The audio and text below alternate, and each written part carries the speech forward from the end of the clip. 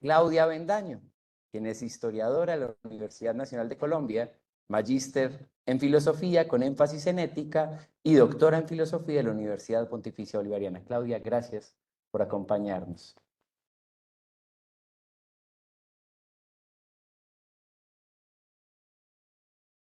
Carmen Lucía Cataño, quien es economista y magíster en historia de la Universidad Nacional de Colombia.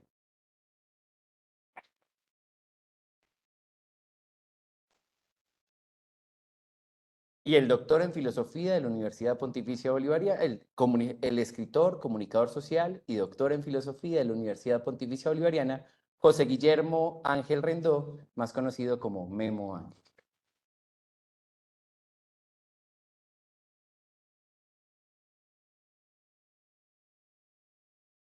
Haciendo alusión a una cita que nuestra directora, la profesora Margarita Restrepo, nos trae a colación en estos eventos, dejamos a Edward Carr decirnos que, comillas, ver el pasado por los ojos del presente y a la luz de los problemas del ahora.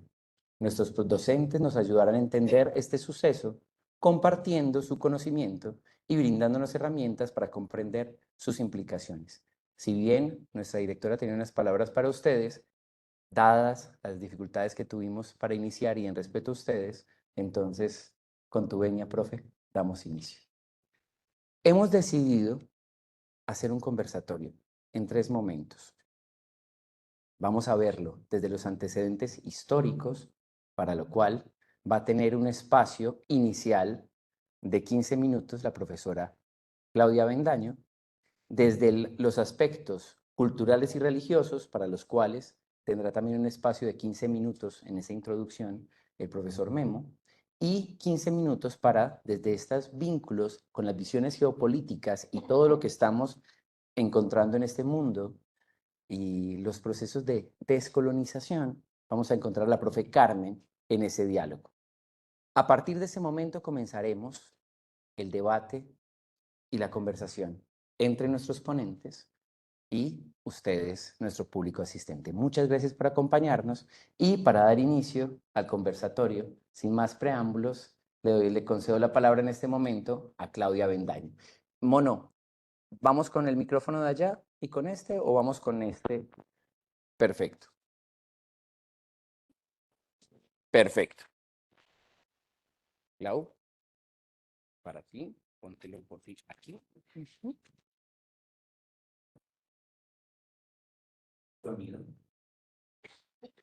Muchas gracias, caballero. Muy buenas tardes para todos. Espero que se encuentren muy bien.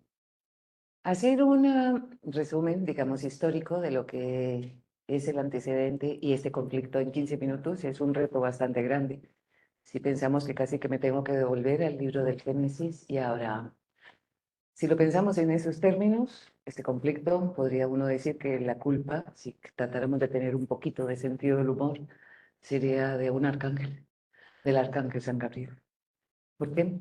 Porque el arcángel San Gabriel se le aparece a Abraham y le dice que ha sido escogido como el padre del pueblo de Dios, que su descendencia será tan grande como las arenas del desierto y como las estrellas del firmamento, y que la tierra prometida será de él y sus descendientes. Abraham, que es un hombre de fe, pues naturalmente dice, claro que sí, pero está casado con una mujer y las mujeres solemos tener fama de prácticas. Y Sara dice, soy una mujer ya de avanzada edad, mi vientre está seco, nunca ha tenido un bebé, la probabilidad de que se cumpla la profecía, ¿no? Y démosle una ayudadita a la profecía. Y le entrega a una de sus criadas, se emplea el término sirviente, que suena a veces pesado y duro, Agar, egipcia, árabe, para que se cumpla en ella la profecía. Pues Abraham, ni corto ni perezoso, pues cumple sus funciones y Agar va a tener un hijo varón, al que van a llamar Ismael. El problema es que Ismael es, en términos de la época, se podría decir, y términos de nosotros, mestizo, porque por vientre es árabe y es muy importante el vientre del que se procede.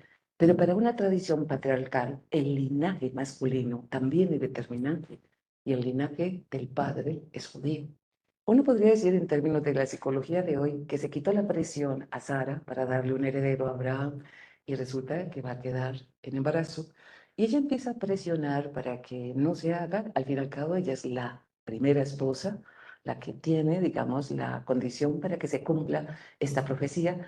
Sin embargo, Abraham piensa que es mejor dejar las cosas a ver qué pasa, pero resulta que Sara también da a luz un hijo varón que va a recibir el nombre de Isaac.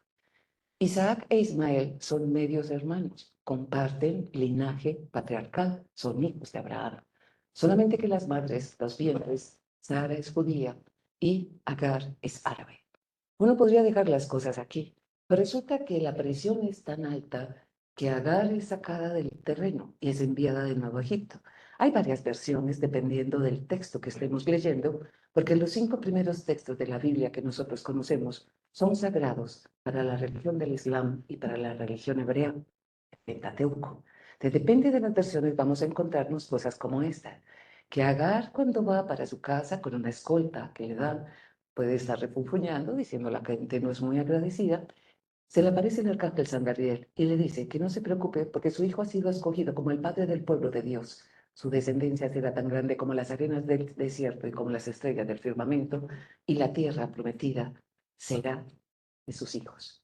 Hay otra versión, que es la que aparece con otras traducciones, donde el arcángel San Gabriel le dice que no se preocupe porque Ismael, su hijo, tendrá numerosísimos hijos y ellos a su vez liderarán los ejércitos que jamás serán vencidos.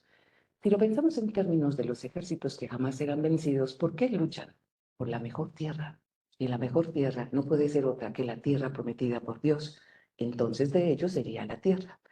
Pero si lo seguimos pensando más allá con el arcángel San Gabriel, se nos va a aparecer a una mujer descendiente de la casa de David, judía, por vientre y por padre.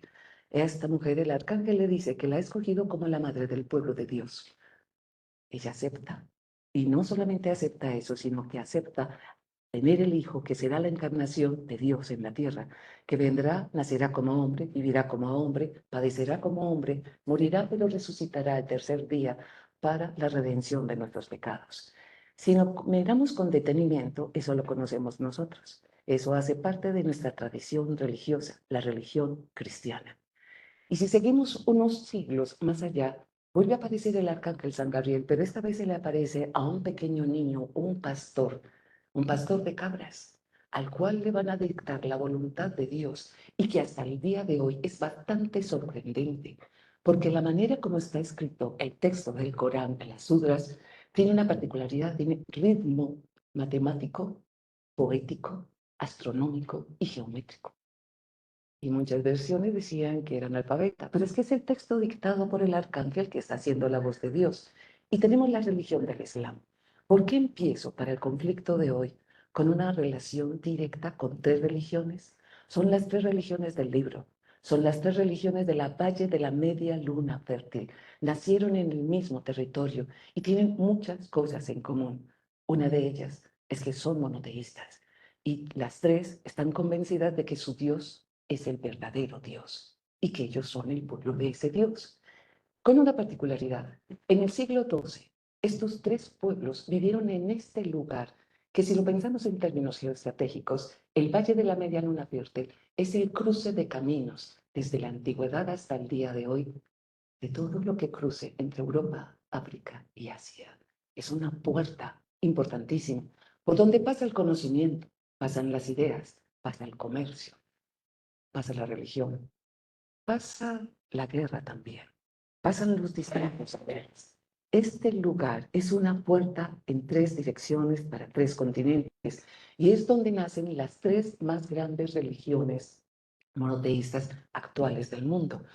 Con una particularidad, hasta el siglo XII vivieron en paz y coexistieron en paz en unos territorios que son complicados y agresivos, que son difíciles en ocasiones para vivir, pero lo lograron.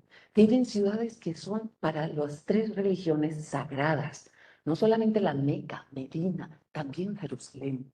Para ellos son sagradas. Jerusalén es descrita como una ciudad impresionante en el siglo XII, donde incluso los cristianos silenciaban las campanas en la semana del Yom Kippur y mientras tanto también las silenciaban en la época del Ramadán, la semana sagrada del Islam. Lo mismo hacían los unos, el almuecín se silenciaba en la Semana Santa. había un ejercicio de bastante tolerancia. No vamos a olvidar, pensar que también había bastantes roces y bastantes problemas. Pero si alguien, por ejemplo, nos vuelve a preguntar por el arcángel San Gabriel, vuelve a aparecer. Y esta vez se le aparece a un papa, a Urbano II. Se le aparece y le dice que están muy preocupados porque Dios está llorando. Que un arcángel le diga al Papa que Dios está llorando, la pregunta es ¿por qué está llorando? La respuesta del arcángel es que Dios está llorando porque las tierras donde nació su hijo, que al fin y al cabo es el mismo encarnado en hombre, donde nació, vivió, sufrió, murió y resucitó, están en manos de los infieles. Este es el argumento para empezar las cruzadas. Pues para muchos, el problema o empieza desde estas tradiciones muy antiguas de las religiones del libro, que las comparten las tres, o empieza con las cruzadas. Isa con las cruzadas, les recomiendo un texto que se llama Las cruzadas vistas por los árabes, donde se habla cómo llegan los ejércitos desde Europa y cómo empiezan a asolar la ciudad de Jerusalén. Y cómo la sangre, dice el narrador, un poco exagerado, pero es posible que sea cierto, llegaba hasta los tobillos cuando mataron a todos los infieles del Islam. Pero después mataron a los judíos. A la pregunta por qué mataron a los judíos, porque ellos habían matado a Jesús y no había sido vengado. Entonces había que vengarlo, dice el texto. Y la sangre llegaba a las pantorrillas.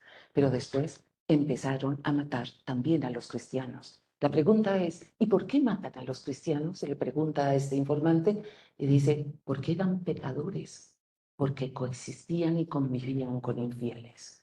De todas esas circunstancias, algunos se podrían retomar como que es el momento en que no se va a olvidar y que empiezan las tensiones en la región. Para algunos dirán, eso es una historia demasiado del pasado. ¿Por qué no nos vamos al siglo XIX y la expansión de un lugar y de un territorio que no tiene condiciones geográficas aceptables en términos de geoestrategia? Ese mundo es el de las Islas Británicas, que ha logrado vencer a Napoleón, pero que sabe que cualquiera le puede volver a hacer el embargo que Napoleón le hizo y sabe que debe conseguir las tierras mejor ubicadas, las mejores materias primas y una mano de obra barata. Es la expansión del mundo, de lo que se llamará la primera potencia del mundo, que es el Reino Unido.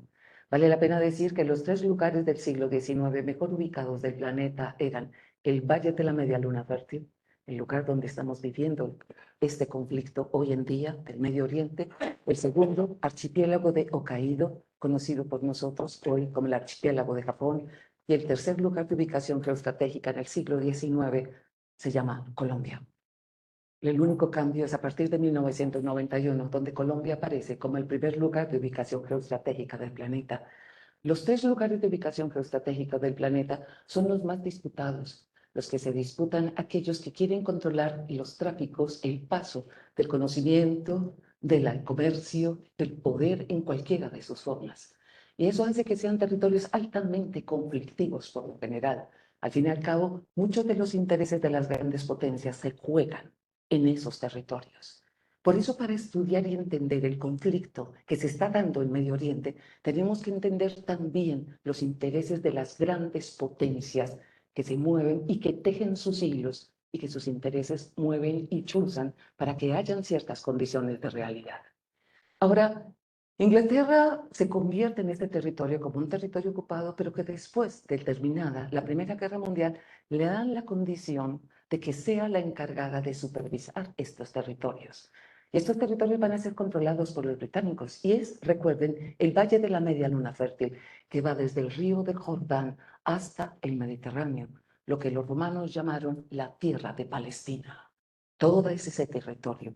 Ahora, cuando aparece, porque tengo que ir rápido, cuando aparece Adolfo Hitler como canciller y empieza una condición de persecución sistemática a los judíos, muchos de ellos se desplazarán de muchas regiones de Europa para otras regiones de Europa, otros cruzarán el Atlántico en dirección a los Estados Unidos, donde ya tienen grandes cantidades de familia, pero otros empezarán a rescatar un discurso que se había estado construyendo en el siglo XIX con Theodor Herzl, donde se hablaba de esa tierra prometida y la construcción de un Estado de Israel.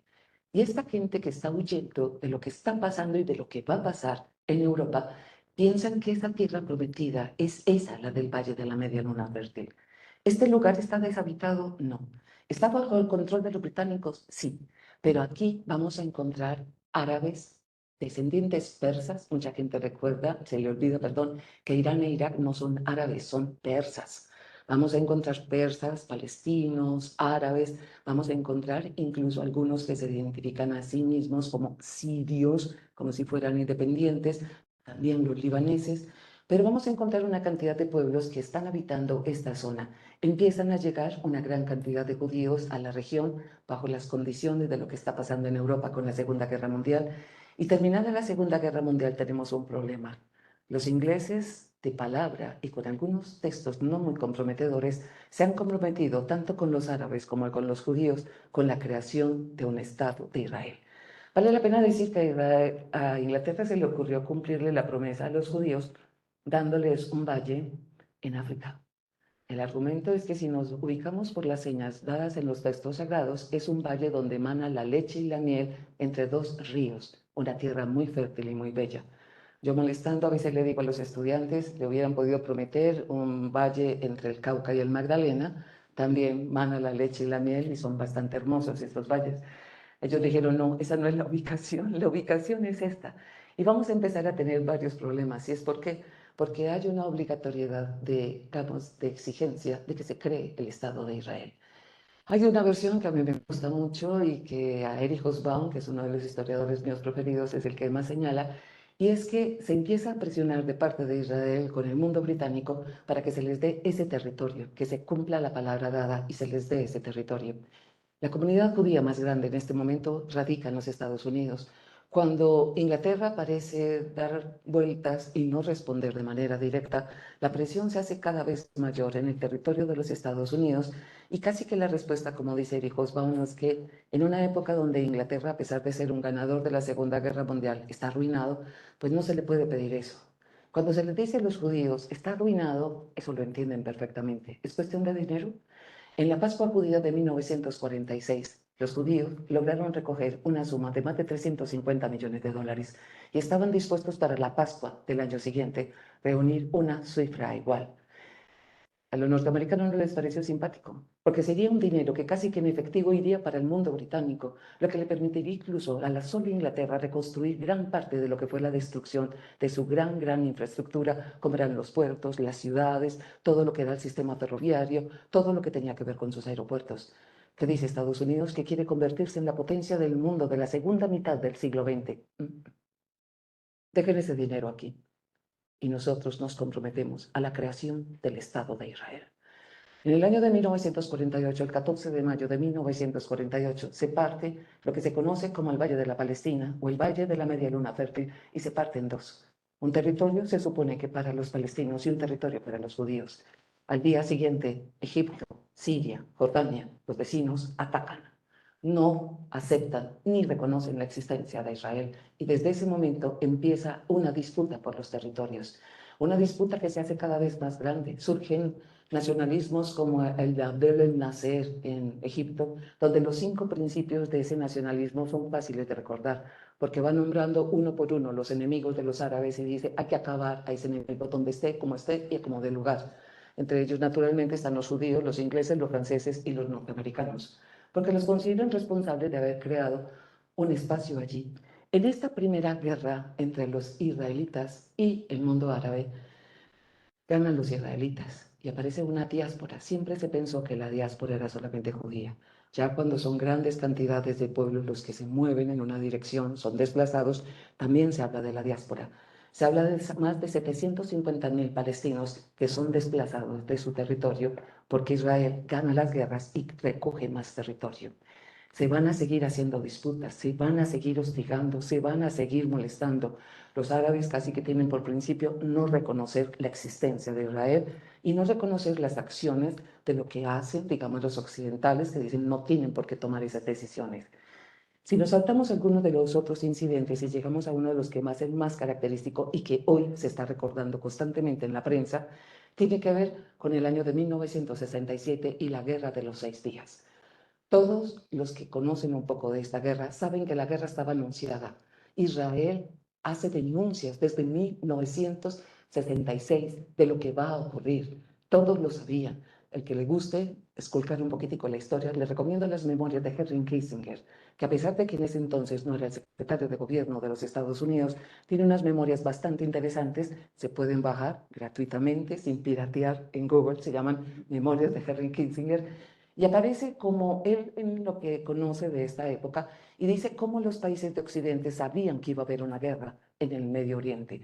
¿Y saben? Decidieron que la guerra por fin iba a ser un poco equilibrada, porque los árabes por fin se estaban organizando. Son muchos pero desorganizados. Los israelitas son más pocos pero mucho más disciplinados y efectivos en la guerra. Calcularon que la guerra podía durar entre 12 y 18 meses. Todos se dedicaron a comprar, los occidentales poderosos, a comprar y a comprar petróleo para tener reservas de petróleo, y dejaron que la guerra estallara. Con la idea de que cuando la guerra hubiera transcurrido un tiempo largo y las cosas estuvieran más o menos en una especie de equilibrio, Occidente intervendría, pacificaría la zona, la reconstruiría. ¿Y sabemos a cambio de qué? Del petróleo. Lo que pasa es que la guerra no duró ni 12, ni 16, ni 18 meses, duró 6 días. Y en 6 días los judíos dominaron a los árabes, a los egipcios, sirios, romanos y a una coalición árabe. Pero no solamente eso, se apropiaron de unos territorios, la península de Sinaí, donde está el canal del Suez, los altos del Golán, la franja de Gaza y la franja de Cisjordania, y los convirtieron en territorios ocupados y ganados en la guerra de los 6 días. Y decidieron no dejar pasar a nadie, ni siquiera por el Golfo, perdón, por el canal del Suez. Empezó un proceso de negociación. La negociación consistió en 3 cosas que aceptó Occidente y que hoy tienen que ver con el conflicto de hoy. Primero, me quedo con los territorios ganados. Occidente dijo sí. El problema es el canal del Suez. Libérenlo. Van a terminarlo custodiando entre un ejército multinacional, los cascos azules, y otro costado, los judíos. Después lo entregarían. Lo que más le interesaba a los países potencia de Occidente era el canal del Suez, porque si usted no puede pasar el petróleo por el canal del Suez, hay que navegar y darle toda la vuelta a África hacia el sur y después empezar hacia el norte. En el capitalismo el tiempo es dinero.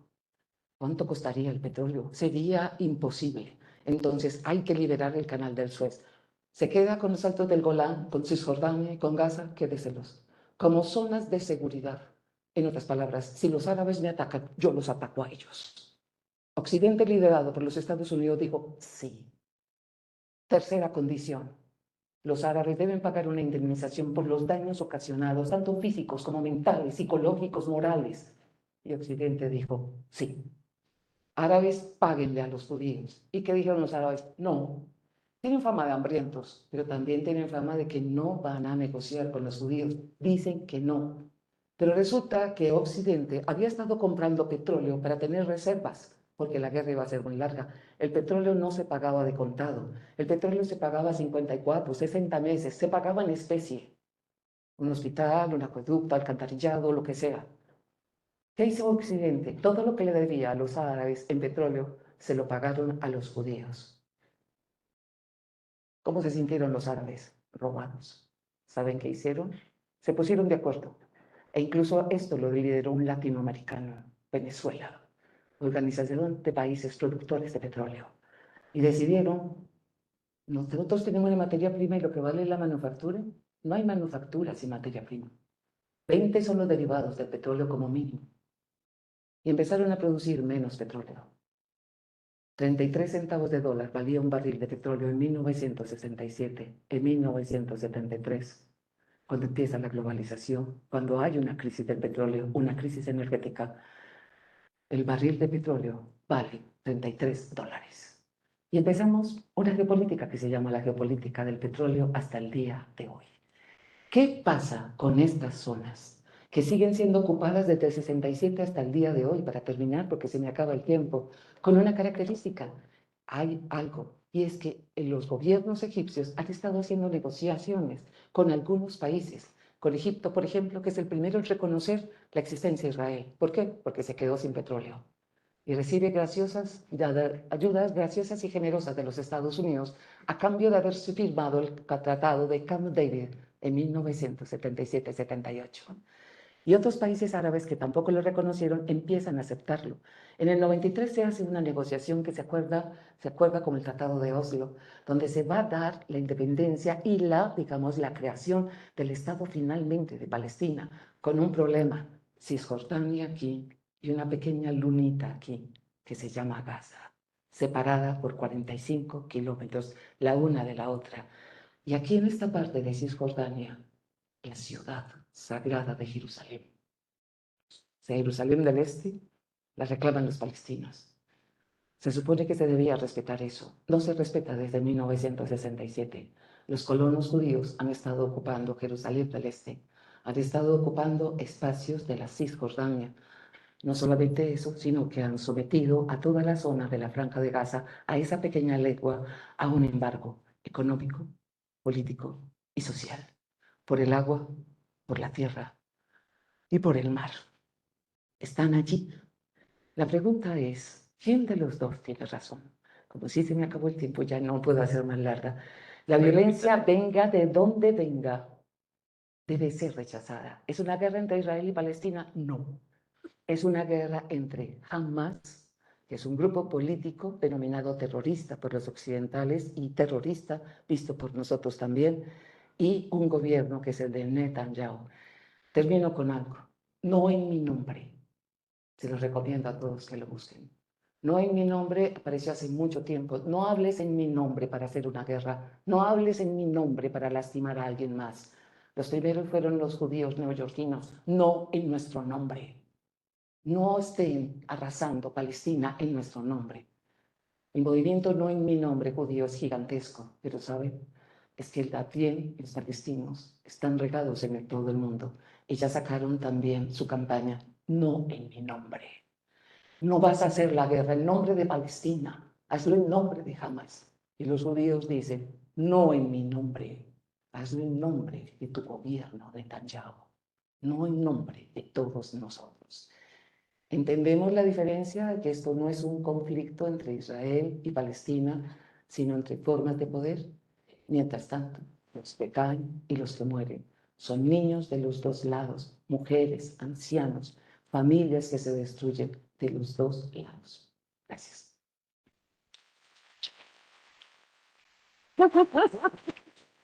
Puede que sea rápido. Este tengan ustedes, por favor. Y yo lo pagué. Memo. Yo soy. ¿Y dónde me agarro esto aquí? Eh...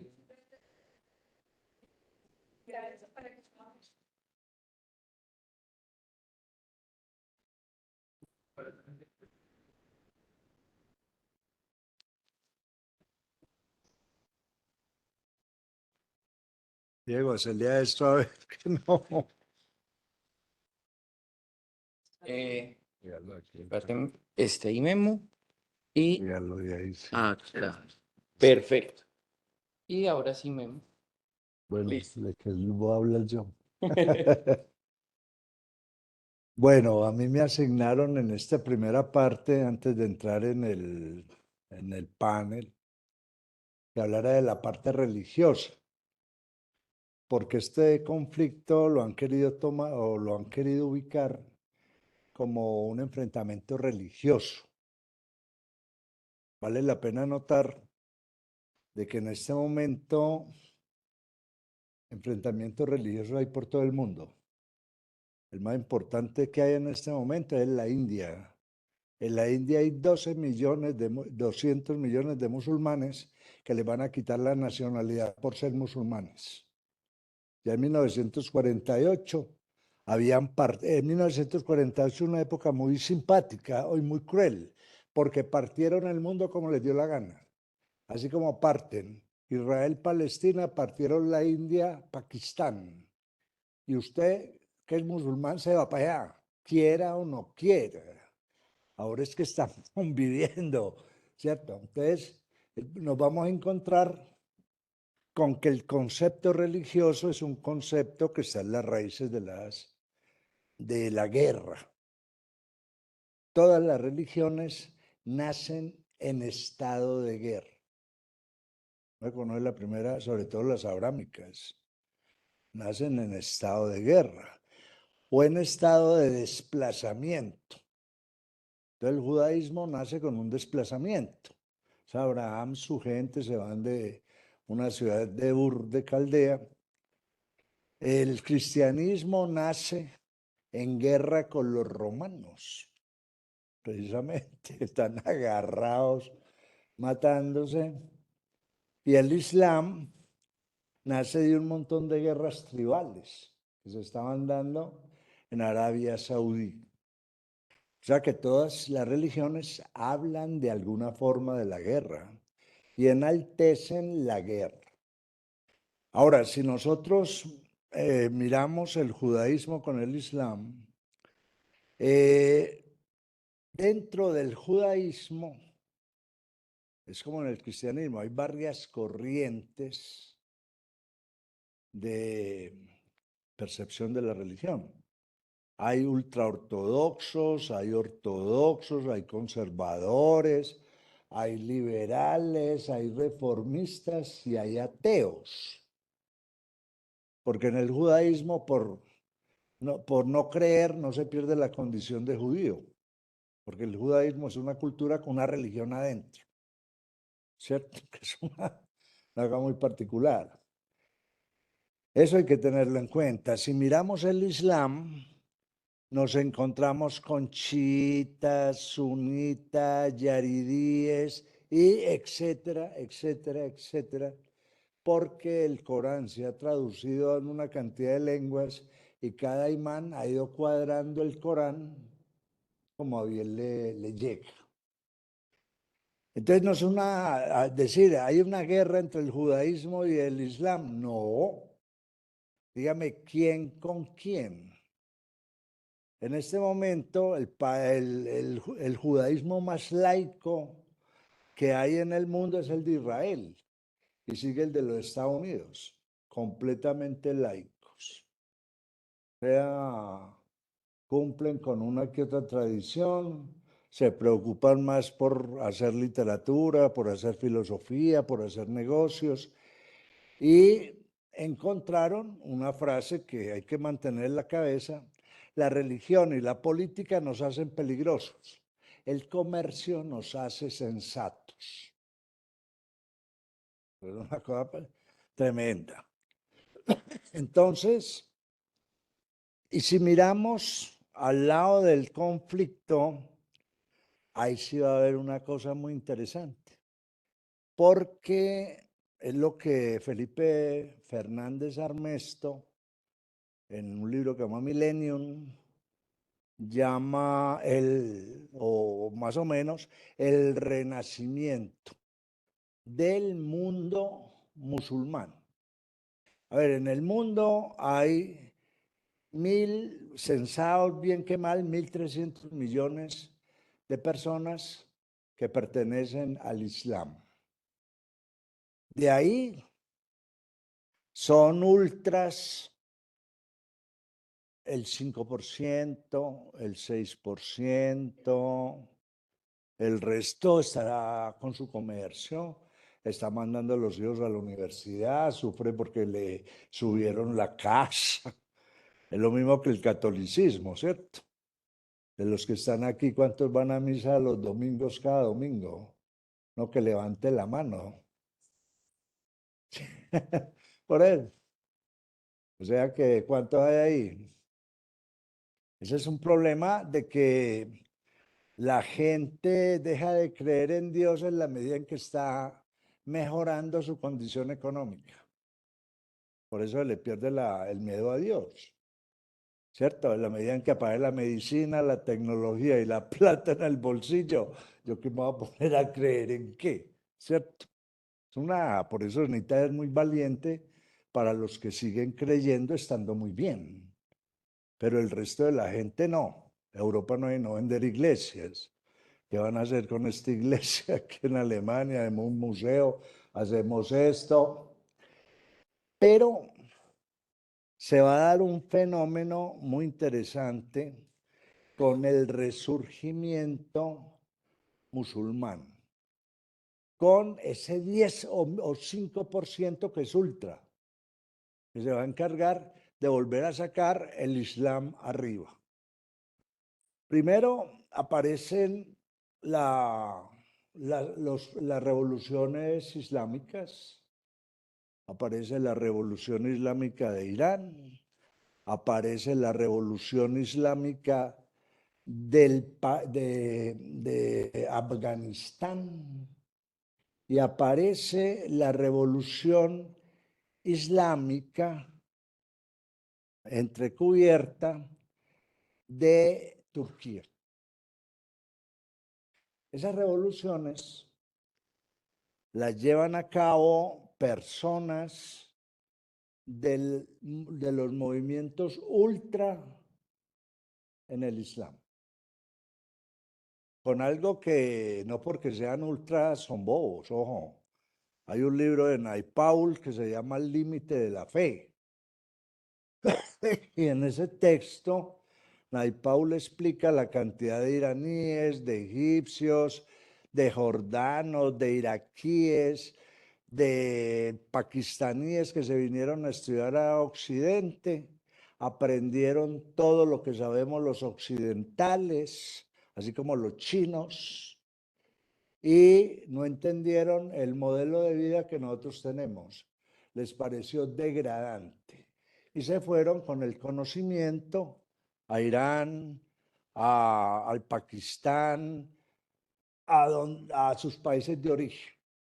Por eso Irán está armado hasta los dientes, porque no les tocó inventar nada. Se vinieron, aprendieron y lo hicieron, ¿cierto?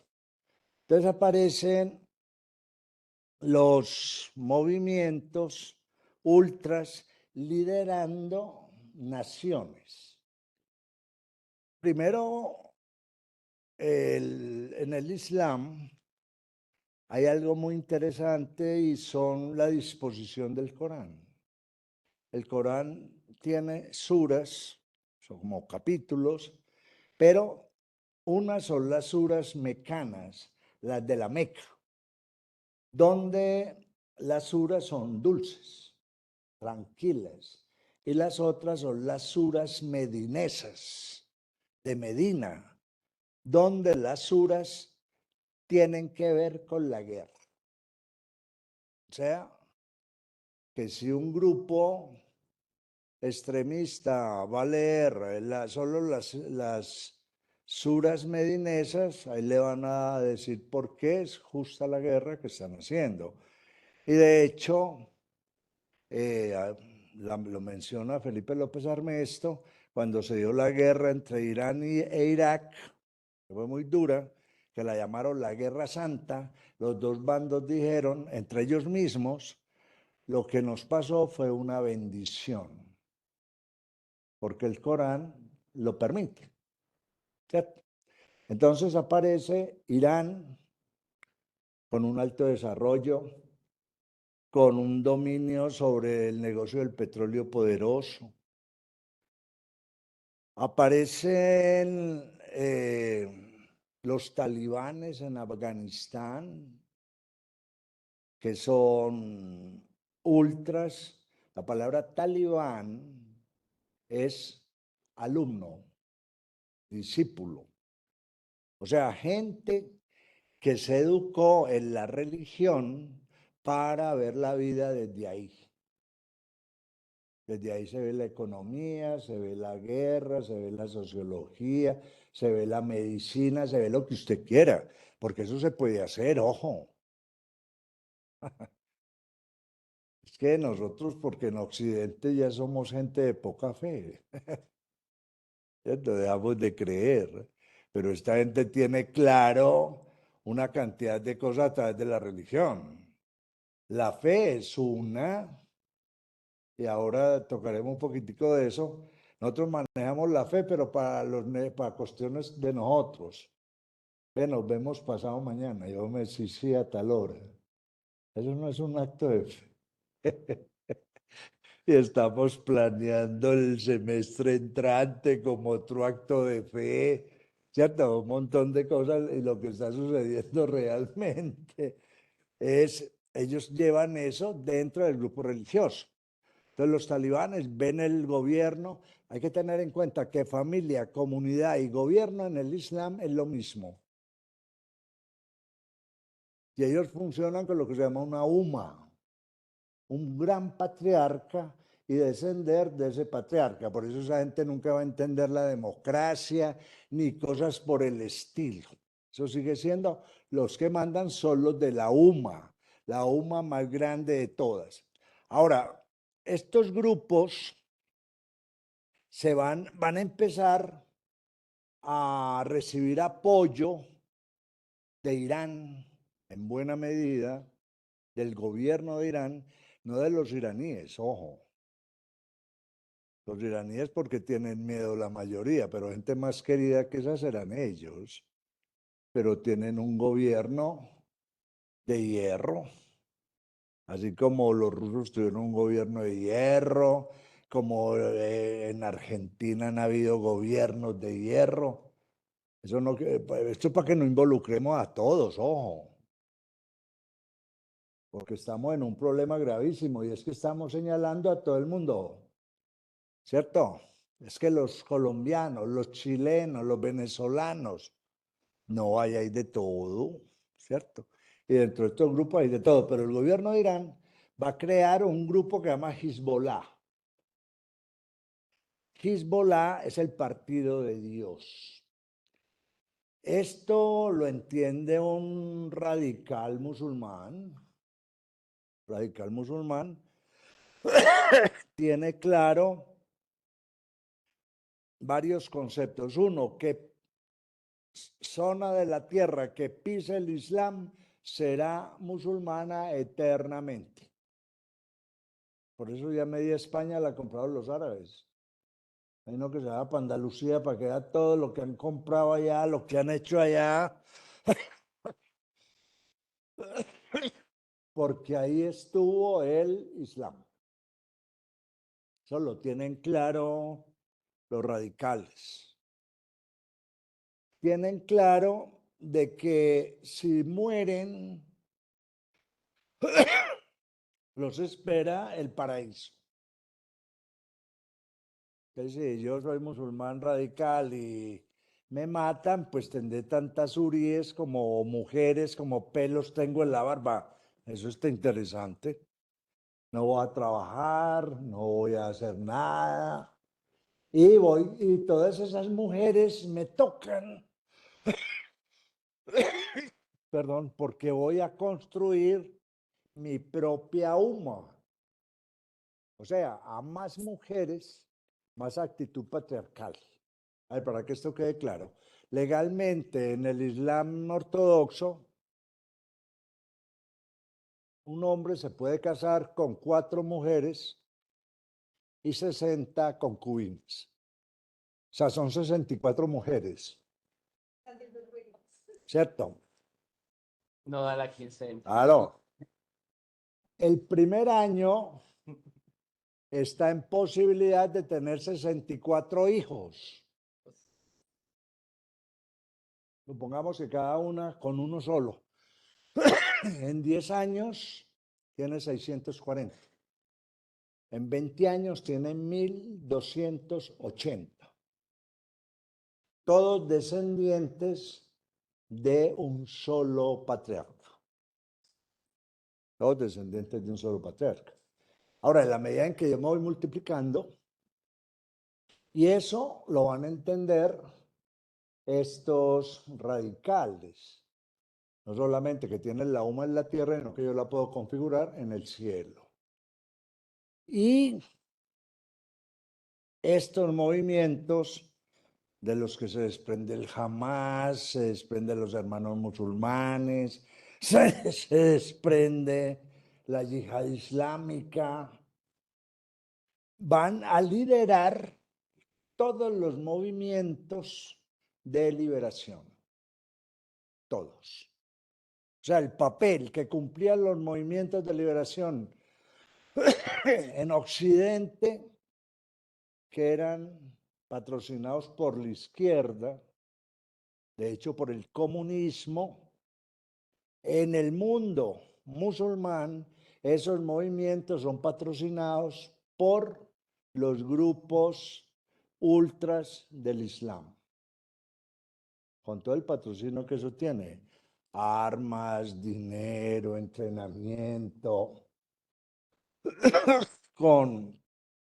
entonces a partir de ahí, uno del problema pues que tienen los israelíes con Hamas es que Hamas, de hecho Hamas traduce fervor. Eso es lo que traduce la palabra. Así como Hezbollah es el partido de Dios. Están frente a un grupo con el cual es muy difícil negociar, porque ellos lo ven todo a partir del extremismo religioso. Y el otro lo está viendo todo a partir de la pragmaticidad occidental. Ahora Claudia decía cómo todas las mismas potencias se encargaron de hacer ese mundo que se llama Palestina, ¿cierto? Y cómo en ese mundo se crea un enclave occidental. Un enclave occidental. En 1918, cuando todavía Palestina es de los otomanos, se funda la Universidad Hebrea de Jerusalén, donde se va a enseñar todo lo de Occidente: química, física, medicina, filosofía, literatura, administración, ¿cierto? Ahí ya va a haber un punto donde está establecido Occidente. Occidente se había demorado desde las cruzadas, cuando Saladino saca los últimos cruzados, en haber estado en esa zona. O sea que negociar con alguien, no lo llamemos fanático, fundamentalista. Tenga en cuenta que no hay nadie más fundamentalista que un médico o que un físico. Si el médico es bueno, tiene unos fundamentos profundos tremendos. Yo me voy a operar con este micrófono, y no, tiene que ser con este bisturí, con esta ta. Porque nosotros hemos satanizado dos palabras, o las satanizado los medios: radical y fundamentalista. Radical es el que tiene raíces.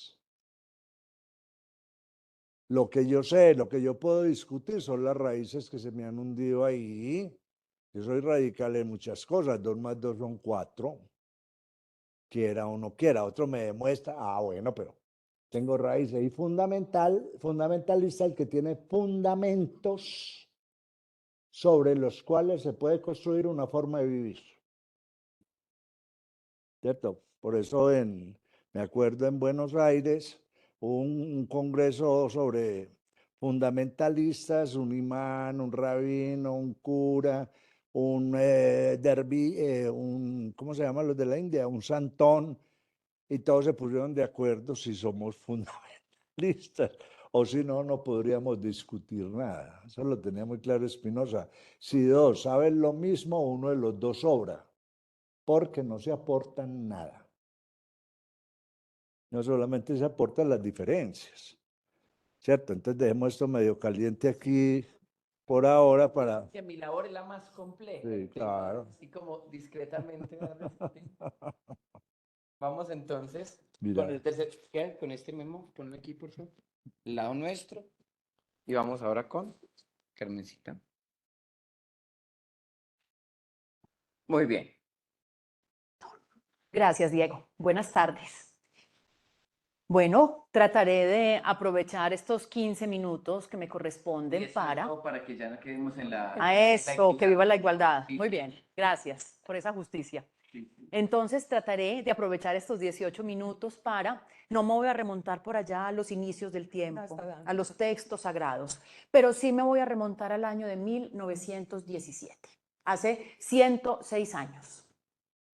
En 2017 hubo, alrededor del mes de noviembre, Hubo en Israel ciertos eventos conmemorativos, hubo en Gran Bretaña eventos conmemorativos importantes, Netanyahu sentado al lado de Theresa May en ese momento, porque estaban, en ese año de 2017, estaban celebrando 100 años de un evento que si ustedes ven la foto, ahorita les digo cómo la buscan, si ustedes ven la foto, ustedes dicen, esto fue tan importante, esto cambió la faz geopolítica del siglo XX y nos tiene en el polvorín literalmente en el que nos encontramos hoy. Resulta que esa conmemoración estaba trayendo a cuento, estaba poniendo nuevamente sobre la mesa un comunicado oficial que el funcionario que en aquella época fungía como el secretario de Relaciones Exteriores, llamado Alfred Balfour, había escrito en un tono de memorando, son como 10 líneas. Esa declaración, llamada la Declaración Balfour, es un memorando donde Balfour, en nombre del gobierno británico, le está escribiendo a un personaje muy importante, a un personaje que es casi como de película histórica victoriano, el barón Walter Rothschild. Este señor, representante de una familia judía, de una rama alemana, donde se denominan los Rothschild, que se anglicizan, pues se vuelven en su versión británica los Rothschild, son o han sido una dinastía de personas con mucho poder económico, con relaciones con la política, y el señor Rothschild en Inglaterra era uno de los representantes de una iniciativa política que tenemos que conocer y reconocer. Política, no religiosa. Conocer y reconocer que es el sionismo. El sionismo es una iniciativa política que reúne unos intereses que venían de décadas atrás, desde el siglo XIX, momento en el cual unos intelectuales de origen judío dispersos en el mapa europeo estaban hablando de la necesidad de configurar un Estado de Israel. No ha aparecido Hitler, Hitler no había ni nacido. No había aparecido Hitler, pero ya había en el ambiente, ya había en el aire una intención, una manifestación de buscar tierra en el mundo para configurar el Estado de Israel. Y que eso se esté conversando en Europa en el siglo XIX es muy interesante, porque es que la Europa del siglo XIX es la Europa imperial, es la Europa colonial, es la Europa cuya mentalidad parte el mundo en dos, nosotros y ellos. Y en el ellos cabemos todo el resto, de los que no somos europeos, blancos y hombres. En 1917, toda la evolución de las ideas sionistas, conversaciones van, conversaciones vienen. Hay una biblioteca de sionismo, una bibliografía extensa que recoge unos pensamientos, recoge unas ideas importantes al respecto. En 1917, esas ideas se concretan con la bendición del poder imperial, colonial, que es el Imperio Británico, dueño, entre comillas, del mundo. Yo creo que para finales del siglo XIX, el espectro de acción y de influencia británica podía rastrearse en más de la mitad del planeta entero, su zona de influencia, enorme, inmensa la zona de influencia. Entonces Balfour le escribe a Rothschild esa cartica en tono de memorando, es como un WhatsApp, de verdad que no es más largo que eso. Y le dice a Rothschild, bueno, Rothschild, nos complace mucho informarle, año de 1917, todavía Palestina hace parte del Imperio Otomano, hay un sultán gobernando, pero ojo pues, así habla el colonialismo. Bueno, Rothschild, nosotros hemos decidido que vamos a apoyar una idea que tú nos has contado, obviamente, en nuestro club, tomando scotch, de que vamos a apoyarlos para que en Palestina ustedes desarrollen el proyecto de un hogar, porque usan la palabra home, de un hogar para los judíos, para formar a Israel ya como proyecto. 1917, Balfour ya estaba pontificando en nombre del imperio sobre una tierra que no era de ellos. 1917, 99% de la población en Palestina era árabe. El otro 1% tenía judíos y tenía gente de otras culturas y convivían. Jerusalén era la ciudad de los cristianos, era la ciudad de los judíos, era la ciudad de los musulmanes y convivían. El siglo XX cambió una tendencia de convivencia y de armonía y de vida negociada por un panorama de guerra. La guerra no ha sido la norma. La convivencia se ha negociado y se ha conversado porque vamos a estar oyendo, sobre todo ahora, de manera intensa. Así, nos van a atomizar la información para que tengamos la noción de que la convivencia y que una salida pacífica de esto tan horrible no es posible. Y yo miro, o sea, yo ni siquiera pienso, yo miro cómo han sido ciertos eventos y cierta mirada de largo plazo me demuestra que la convivencia ha sido posible. Entonces, 99% de la población palestina en 1917 era de cultura árabe y dentro de estos árabes la mayoría musulmana, pero con una presencia muy fuerte de árabes cristianos. Árabes que se casaban por la iglesia, que bautizaban los hijos, árabes cristianos que fueron los que murieron en el bombardeo de la iglesia la semana pasada. Convivían. Lo raro era la homogeneidad, lo normal era la variedad, la convivencia, la multiculturalidad, como para echar mano de este término más cercano. En 1917 recibimos la Declaración Balfour, como quien dice una bendición del imperio, y empiezan a moverse cosas. Solo en 1923, después de que se ha acabado la Primera Guerra Mundial, después de que el sultán y el imperio otomano se resquebrajan, es el momento en el que se instaura un mandato británico sobre Palestina, resultado de esa dinámica muy colonial de la cual Memo les comentaba y nos comentaba hace unos minutos, de que se partía en el mundo, como coger una regla y decir, de aquí para acá es tuyo, de aquí para acá es mío.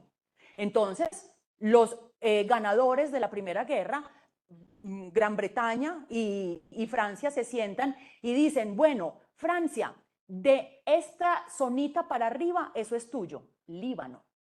Y de esta zona para abajo, esto es mío, Palestina. Entonces, el mandato británico sobre Palestina empieza en 1923 y se va a prolongar hasta el día antes de la configuración del Estado de Israel en mayo del 48, momento del cual ya la profe Claudia nos hizo un resumen. Durante ese mandato británico sobre Palestina, la población judía que estaba desde antes presente con unos miles de habitantes empieza a subir de manera cada vez más acelerada. Durante la década del 20, durante la década del 30, todavía no había esa persecución sistemática y genocida que va a llevar a cabo el régimen nacional socialista, pero los judíos seguían llegando desde distintos puntos de Europa. Llegaron en cierto momento a ser tantos que la población árabe empezó a sentirse incómoda, empezó a sentirse insegura, porque estaban dándose cuenta de que un poder colonial europeo, los británicos, que no tenían que ver con la vida árabe tal como se había desempeñado hasta entonces, les estaban tomando decisiones por ellos y empezaron a comprar tierras y a desplazar a la gente para tratar de ir agarrando tierra, agarrando territorio. Dentro de este recuento del conflicto árabe-israelí, cuando nos va bien, empezamos en 1948, cuando nos va bien. Esta discusión de las últimas 3, casi 4 semanas, nos ubica en el 7 de octubre. A veces se ubica un poquito más atrás, pero no necesitamos empezar en 1948. En la década del 30 hubo un enfrentamiento fortísimo con alto número de víctimas, sobre todo de parte de la población original palestina, porque se volvió un centro de concentración, de reunión y de ubicar contingentes militares de parte del lado británico para combatir ese descontento terminaba en insurrección de parte de los árabes. En la década del 30 murieron como 5.000 a lo largo de 3 años, se desplazaron unos 30.000 que se tuvieron que reubicar porque el poder británico estaba penetrando y echando mano de más tierra. Aparece la Liga de las Naciones, el antecedente de lo que hoy es Naciones Unidas. Y la Liga de las Naciones, Europa y Estados Unidos, pues, si vamos pues a la letra menuda, Europa y Estados Unidos, deciden partir a Palestina en 2. No les preguntaron a los árabes. Esto fue un comuníquese y cúmplase. Que a ti te digan en tu casa, bueno, a partir de mañana el segundo piso es para ellos y el primer piso ya es solamente para ti. De un momento a otro, a la vuelta de pocas décadas, los árabes originales, o sea, la población palestina original, deja de disfrutar el 100% de su territorio y cuando aparece la Liga de las Naciones, les dicen el 55% es para Israel y el 45% es para ti. Ni siquiera fue mitad y mitad. Les dieron más a los que estaban apuntándole al Estado de Israel. Entonces, claro, llega el año 48 y obviamente al otro día tiene que empezar una guerra. Es la guerra que se está conmemorando ahora en este año 2023 de los 75 años de la Nakba, palabra en árabe que significa catástrofe. La llegada, la instauración formal del Estado de Israel el 14 de mayo de 1948 ocasionó que el 15 de mayo, cuando ya la cosa se vio en esta magnitud, generara un movimiento de resistencia armada y violenta que obviamente van a repeler. Ya en este momento ni siquiera hablamos de ejército israelí, estamos hablando de fuerzas paramilitares que venían funcionando desde antes, desplazando, matando, abusando de la gente que era la dueña de eso ahí. Empieza esa guerra y en ese momento, en 1948, la cifra tal como nos la recontaba Claudia, termina reportando que se desplazan, se tienen que mover, desplazamiento forzoso, se tienen que mover 750.000 personas de un lugar en el que tenían títulos de propiedad de la tierra, donde cultivaban ganado, cultivaban productos agrícolas, etcétera, etcétera.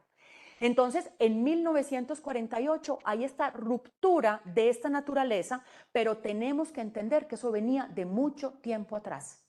La prensa palestina de finales del siglo XIX hace comentarios con respecto a la llegada de inmigración judía y empieza también a señalar que hay un tipo de censura o un tipo de persecución por estar hablando y denunciando una llegada de personas más allá de lo normal. Entonces, esto viene de atrás.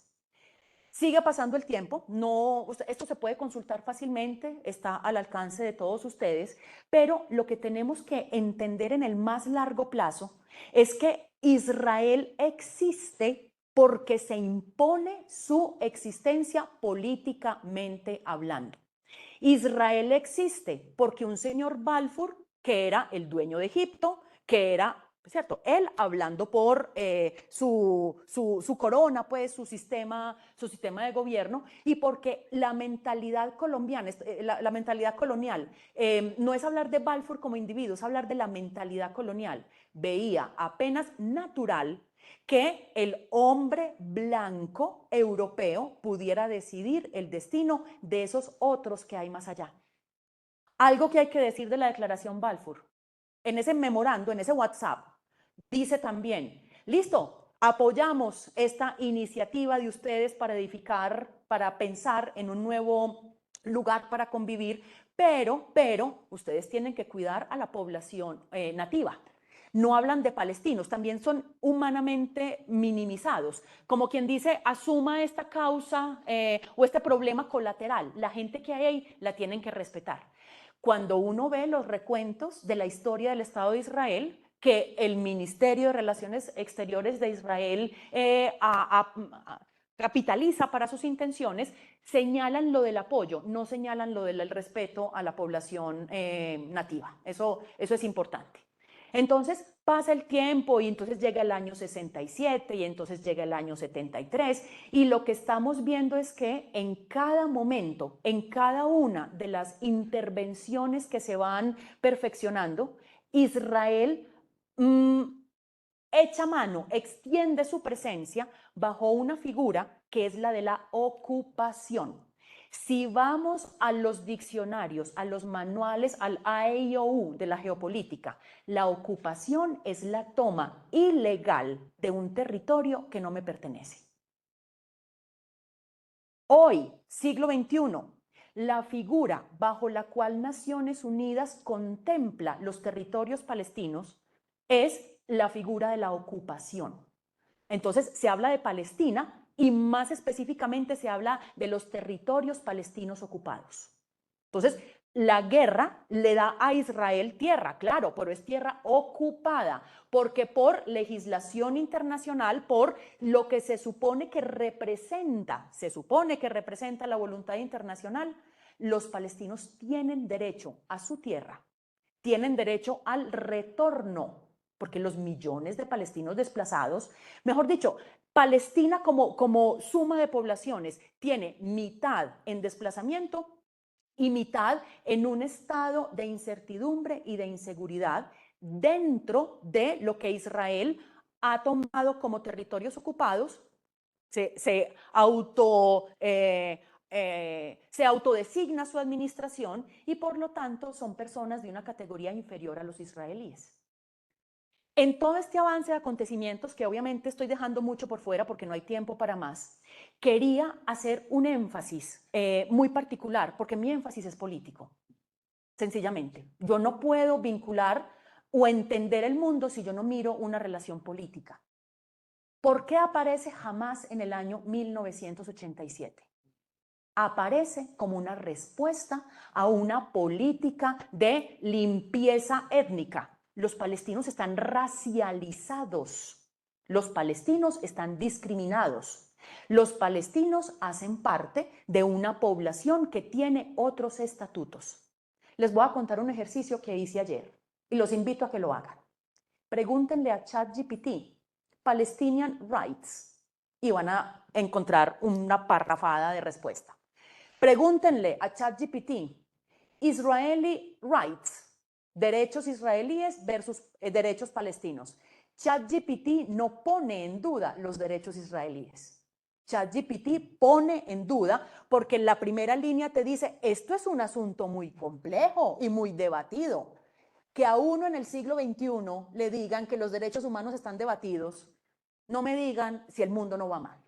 Y si toda esta conversación que llevamos hasta aquí no nos tiene que dejar sintiendo un sentimiento, una conclusión con respecto a que estamos en el estrado moral y que nos estamos quedando. Con muy buena perspectiva y con una esperanza más allá. Es el hecho de que se pueden hacer cosas y que cada vez con más fuerza la población civil se está haciendo sentir. Y que cada vez con más fuerza la doble moral, los dobles estándares con los cuales nos vinculamos en el mundo están haciendo que ya le estén diciendo, hey Biden, olvídate de cualquier reelección, olvídate, no pasás. Están haciendo que Netanyahu quede como en cuestionamiento, porque le están diciendo, ve, qué tan particular, vos mandando la guerra, invocando a Isaías, trayendo a cuento a Amalek. Precisamente después de unos meses en que la gente te ha dicho, andate que no te queremos. Tengo mucho más para decir, pero 18 minutos son 18 minutos. Gracias.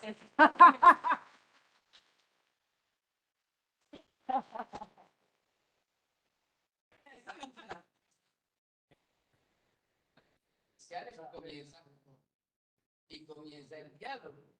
Entonces, vamos a dialogar.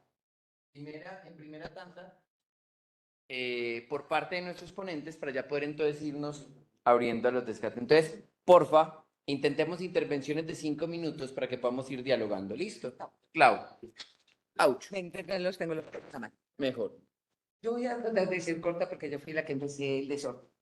Lo corto que voy a hacer es, no sé si algunos de ustedes se han preguntado, ¿por qué Estados Unidos incondicionalmente apoya a Israel, haga lo que haga?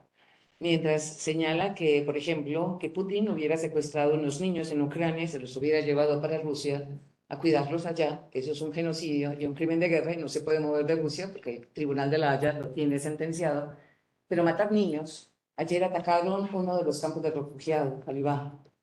Las imágenes son estremecedoras porque muchos de los porcentajes más altos de niños en el planeta están concentrados en la Franja de Gaza. Dicen que esa es el arma secreta de Gaza, los niños. La particularidad es, ¿por qué no nos preguntamos por qué Estados Unidos sigue detrás de ellos? Hay una condición.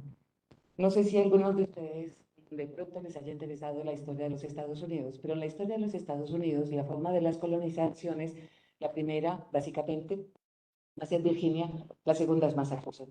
Los que llegaron a Massachusetts se llamaban a sí mismos la 13ª tribu de Israel perdida. El fundamentalismo religioso, como decía Memo ahora, que son los fundamentos de la religión, no nace con el Islam, nace con religión cristiana evangélica. Los fundamentalistas primeros que aparecen con la defensa de los fundamentos de la religión son norteamericanos de Massachusetts. Estos norteamericanos americanos que se consideran benditos por Dios y la 13ª tribu de Israel perdida, son los más poderosos en términos económicos, políticos y sociales en los Estados Unidos. Eligen presidentes, ponen presidentes, deciden la economía, deciden la participación o no participación en eventos bélicos. La pregunta es, ¿por qué a pesar de todas las protestas del mundo, no parece que la gente esté dispuesta a parar a Netanyahu como lo hicieron con Putin? Putin es más grande, más poderoso. Al fin y al cabo, Putin tiene de todo. Armas nucleares, tiene tecnología, tiene petróleo, tiene gas. Puede cerrarle la canilla de gas, congelar a Europa. La pregunta es, ¿por qué no hacen lo mismo con Netanyahu? La pregunta ¿es Netanyahu o es los Estados Unidos? ¿Qué se está jugando? Y otra cosa para terminar es, ¿no les parece muy curioso una situación? Una que arrancó hace 2 años, en febrero próximo cumplirá 2 años, que es la guerra entre Ucrania y Rusia. Una de las características es romper el paso del petróleo que va desde el mundo del este hacia Europa, especialmente Alemania, que es la que más la necesita y ahora para el invierno. La segunda guerra que nos estalla es en el Medio Oriente. Están amenazando, Qatar dice que están dispuestos a reunir a todos los árabes para que de aquí al 15 de noviembre se suspendan exportaciones de gas y de petróleo por el canal del Suez. Es ahí al ladito de donde está la guerra en este momento. ¿Saben quiénes se quedarían sin petróleo y sin gas? Europa, fundamentalmente, en un invierno que parece que va a ser muy corto, pero muy frío. Qué curioso que estos fundamentalistas de Massachusetts desde el siglo XIX decían que Europa era tan solo una península de Asia. Qué tan curioso que en las universidades como en la de Harvard se viene hablando desde 1986 de un cambio de polaridad geopolítica y donde se habla que el próximo peso geopolítico, que el pivote geopolítico será la Confederación Rusa, China e India. ¿Y Europa? ¿Quiénes son los aliados de los Estados Unidos? Europa. ¿Quién es el aliado que vigila a ese famoso posible pivote del siglo XXI que está configurado por la Confederación Rusa, China y la India? Adivinen cuál es el lugar para sentarse a divisar, controlar y vigilar esas posibles relaciones. Ese lugar se llama Israel. De ahí el apoyo incondicional de los Estados Unidos a Israel. Según los analistas de términos geopolíticos, no les preocupan las vidas humanas, no les preocupan los niños, los ancianos, las mujeres. No les preocupan y por eso se deshumanizan, por eso no tienen derechos. Se los deshumaniza y se convierten en cosas. Miren las descripciones, se los recomiendo. Netanyahu clasificó ayer a los palestinos como animales, sin derechos. Porque al menos los animales tienen derechos de tercera categoría. Acá. Bueno, me tocó la parte brava, querido. Hay que desmentir un montón de cosas. A ver, lo primero, ustedes son descendientes de los invasores y los indios aquí no tienen derechos humanos. ¿Cuántos tenés en tu casa? Ahí está el de la minga, terrorista, señalé al otro. Bueno, es que la historia nos va colocando. Los Estados Unidos se llevó medio México. Ninguno de los mexicanos que está ahí es ciudadano de primera, ¿cierto? Ni en Texas, ni en California, ni en Utah, ni en Nevada, ¿cierto?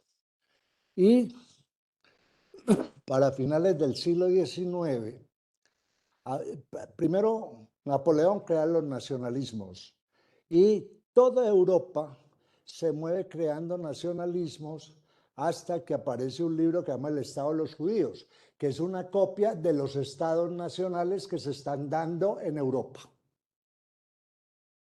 Cuando usted lo lee, es el mismo, una misma religión, una misma historia, una lengua que nos una y un territorio. En ese sentido, el que se lea ese libro dice, pues lo mismo que hizo Napoleón. Alemania apenas se convirtió en Estado Nacional en 1870, por ejemplo. Italia en 1911, como Estado, ¿cierto? Ahora, es el siglo, a finales del siglo XIX, de las migraciones. Gente de Europa a los Estados Unidos, de los países árabes a América. Hay un libro que a mí me encanta que se llama Cuando los turcos descubrieron América, de Jorge Amado. La cantidad de gente del Medio Oriente que se vino a vivir a Brasil. A nosotros los llamaban turcos porque como venían con el pasaporte turco, porque eso era el Estado, el Imperio Otomano, entonces todo el mundo llegaba con eso. Cuando buena parte de lo que se va a llamar el sionismo, que es simplemente algo que se está pensando como futuro de los estados nacionales, ojo, eso ya lo tiene claro Inglaterra, más claro no lo va a tener el nazismo, dónde vamos a llegar para crecer nuestros propios pueblos, ¿cierto? Entonces ahí, mientras se da el sionismo, que son unos grupos que van a comprar tierras, porque hasta 1947 todas las tierras son compradas. En un momento en que los imperios vendían tierras, así de simple. En Colombia vendieron Panamá, Rusia le vendió Alaska a los Estados Unidos, Napoleón le vendió Luisiana a los Estados Unidos. En Argentina, los judíos compraron en Argentina y el Uruguay. Y hay una zona que se llama Mochevilla en la provincia de Entre Ríos. Se compraba. Ahora, lo que se dice de Balfour, hombre, le escribe a los Rothschild, pero también está invirtiendo en Montefiore, es que es un montón de gente. Si usted coge los libros de Julio Verne, son libros para saber dónde se compra la tierra en el mundo. Ojo, Julio Verne vendía tierras y trabajaba en la bolsa, ¿cierto? O sea, en todo esto. Entonces, llegamos a 1948, los palestinos sí sabían qué país les había tocado, porque también lo sabían los pakistaníes, que los partieron igual, y también lo sabían los alemanes, que vinieron a tener la frontera definitiva, porque Polonia les quitó un pedazo de tierra enorme en 1991, cuando cayó el comunismo. Ya establecieron, por eso Kant nació en Polonia, Prusia está en Polonia, ahí se quedaron. Entonces aquí empieza algo que son las guerras. Dice un pacifista israelí que se llama Uri Amneri, dice, a los franceses les encanta la comida, a los italianos el arte, a los alemanes oír radio, a los árabes oír radio, como a los colombianos, donde la gente no lee, oye radio y la emocionan, ¿cierto? Cuando se declara esa primera guerra, hay que echar a los judíos al mar. Y buena parte de la Nakba, que no se va a desconocer, que fueron los primeros refugiados, se van porque van a echar a los judíos al mar. Vuelven, pero como pasa en todas las guerras, ¿qué guerra no le quita terreno a otro? Yo me pongo a mirar cuando del Putumayo para abajo era de Colombia. ¿Y qué pasó? ¿Qué? En una guerra con el Perú, venga para acá, querido. Es que estamos idealizando las guerras. Una guerra es de ocupación. Eso se vuelven las fronteras seguras, ocupar territorio. Hombre, que Israel se apoderó del Golán. Listo, los sirios me van a atacar. La guerra comienza en Siria. Por eso es una frontera segura. Y lo mismo tenían el Sinaí. Y lo mismo Cisjordania, que además le pertenecía a Jordania. ¿Cierto? Entonces empiezan las guerras que son malas para lado y lado. De una guerra lo principal es salir humano. A veces el vencedor es peor que el vencido, porque tuvo que hacer cosas tan horribles, horrorosas para ganarle a otro. Pues Pro le ganó. Yo ni quiero saber qué hicieron los aliados para ver dos bombas atómicas a Japón, ¿cierto? Entonces, ¿qué pasa con esas guerras? Que van creando unos lugares donde se establecen unas fuerzas de ocupación. ¿Cuánto se van a demorar? De Alemania salieron los norteamericanos en el 2001. De Alemania. Ojo, todavía están en Japón. Ojo. A ver, vea. ¿Sabe por qué es tan importante el conflicto árabe-israelí? Porque la idea de Occidente es volvernos pedazos a los judíos. Eso.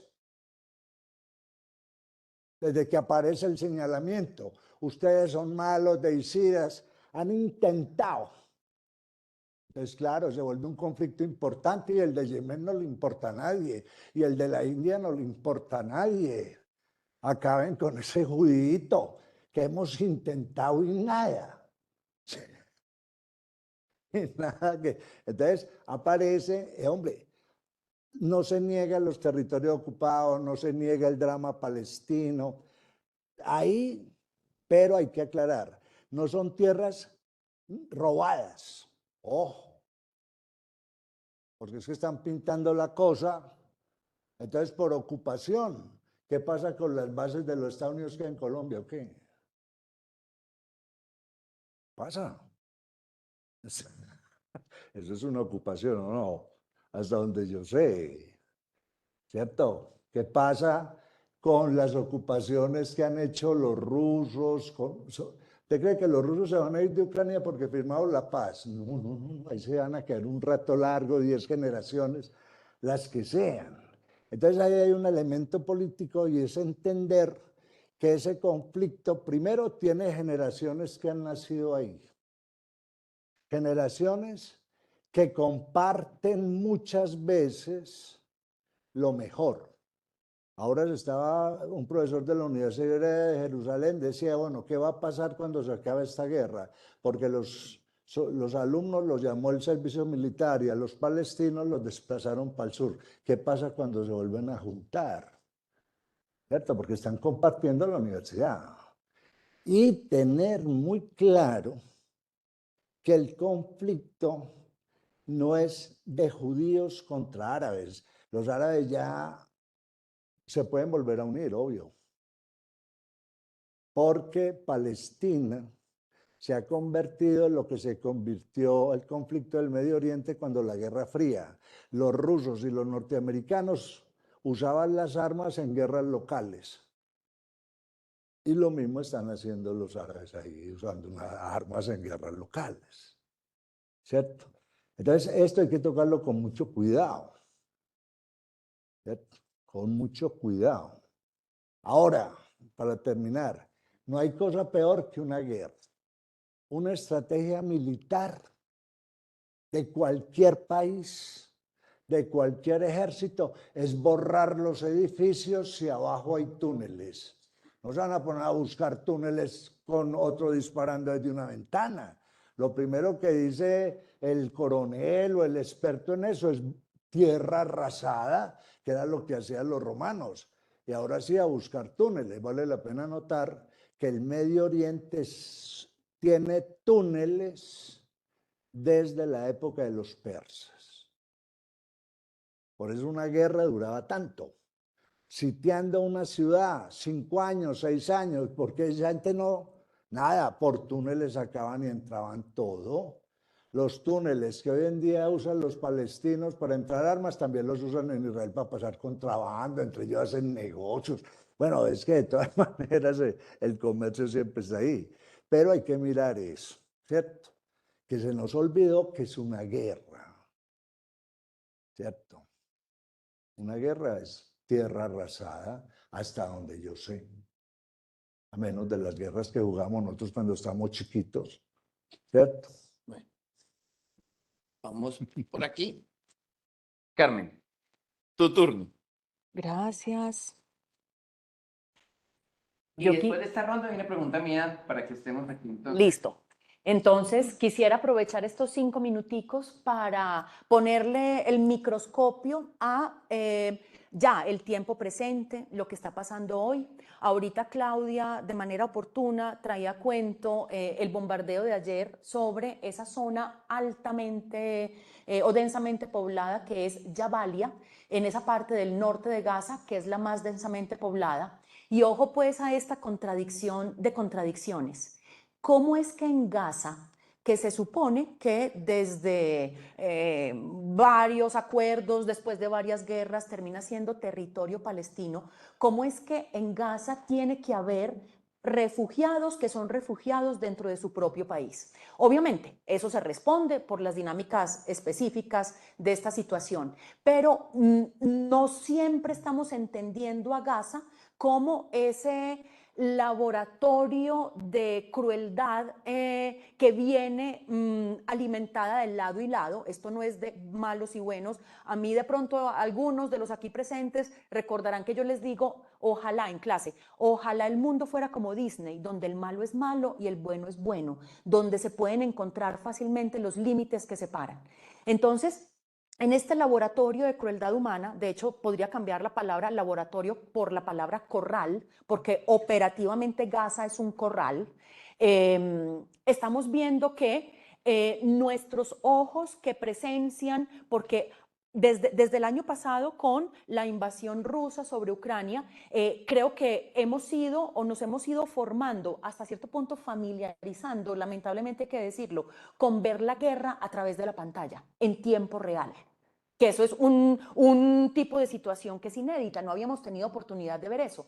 Entonces lo que estamos viendo en Gaza en tiempo real refleja todo esto que está pasando de puertas para adentro, donde jamás ha tenido papel ahí en Gaza, jamás no tiene jurisdicción, por ejemplo, en Cisjordania o en estas otras partes que se supone que hacen parte de la delimitación bajo el gobierno, bajo la autoridad palestina.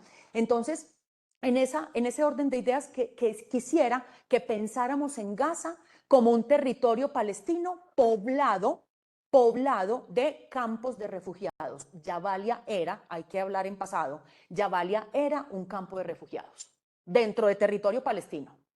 En Jabalia vivían o viven, puede que ya hayan muerto ayer o que hayan sobrevivido algunos, personas que han tenido 3 desplazamientos en su vida, porque todavía hay sobrevivientes, la generación, la gente de 90 años es sobreviviente del desplazamiento de 1948, que después en otro conflicto posterior tienen que volverse a desplazar y ahora están para arriba y para abajo en esa franjita, porque pensemos en Gaza como un valle de Aburrá plano, chiquito. Gaza no es muy grande.